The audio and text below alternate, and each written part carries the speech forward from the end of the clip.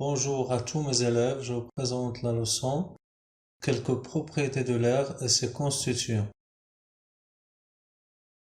On a toujours besoin d'aérer les espaces fermés parce que la quantité d'oxygène qu'elles contiennent diminue progressivement avec la respiration ou la combustion.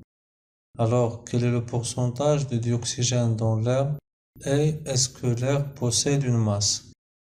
Pour déterminer la proportion de dioxygène dans l'air, on réalise l'expérience suivante. On commence par la fixation d'une bougie allumée au fond d'un cristallisoire. Après, on verse de l'eau colorée dans ce récipient. Ensuite, on place une éprouvette vide inversée au-dessus de la bougie et on observe.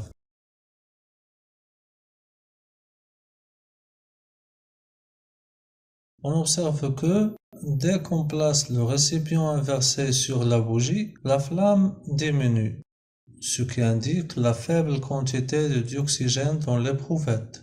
Après quelques instants, la bougie s'éteint, parce que la quantité de dioxygène située dans l'éprouvette est épuisée. L'eau monte dans l'éprouvette pour occuper le volume du gaz manquant. Donc, le volume de dioxygène consommé est égal au volume de l'eau déplacée dans l'éprouvette. Maintenant, on passe à l'exploitation des résultats expérimentaux. Pour calculer le pourcentage de dioxygène dans l'air, on utilise la relation suivante. Le pourcentage de dioxygène est égal au volume de dioxygène sur le volume de l'air fois 100. On remplace le volume de dioxygène par celui de l'eau déplacée et on considère que l'éprouvette est un cylindre de surface S. Donc, le volume de l'eau est la multiplication de S fois la petite h. Et le volume de l'air est la multiplication de S fois la grande H. Et la relation sera le pourcentage de dioxygène est égal S fois petite h sur S fois grande H fois 100. On réduit les deux surfaces S et la relation devient le pourcentage de dioxygène est égal à H sur grand H fois 100. En remplaçant les valeurs des deux H et on calcule. Enfin, le pourcentage de dioxygène est égal à 20%. On conclut que l'air propre est un mélange homogène de plusieurs gaz qui sont le dioxygène avec 21%, le diazote avec 78%, et d'autres gaz qui représentent 1%, comme la vapeur d'eau, le dioxyde de carbone et les gaz rares. La deuxième partie de la leçon tourne autour de la masse de l'air. Dans cette partie de la leçon, on réalise l'expérience suivante. Premièrement, on mesure la masse d'un ballon gonflé.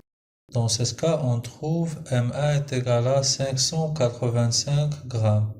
Puis, on dirige une quantité de l'air compris dans le ballon vers une bouteille contenant 2 litres d'eau. À cause de la différence de masse volumique entre l'air et l'eau, l'air libéré du ballon monte dans la bouteille et l'eau contenue dans la bouteille descend vers le cristallisoire.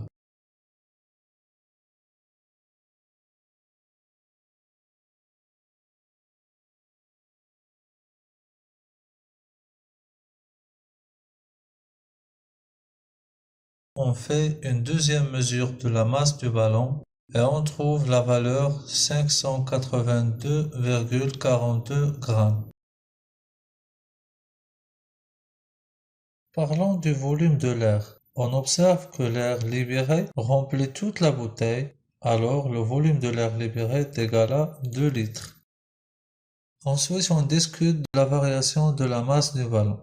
Au cours de l'expérience, la masse du ballon passe de 585 grammes à 582,42 grammes. La différence entre les deux mesures est la masse de l'air enlevé du ballon.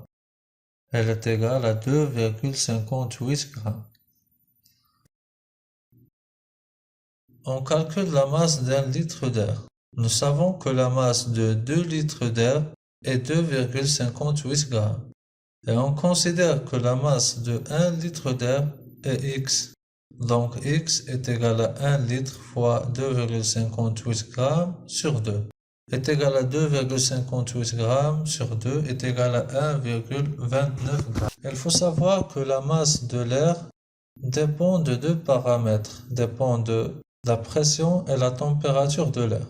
Pour cette raison, les physiciens sont mis d'accord sur les conditions de cette expérience, comme les conditions usuelles, lorsque la pression de l'air est égale à 1 bar et la température est égale à 20 degrés C. Dans ce cas, la masse d'un litre d'air est égale à 1,29 g. On conclut que l'air a une masse et que la masse volumique de l'air dans les conditions usuelles est égale à 1,29 g par litre.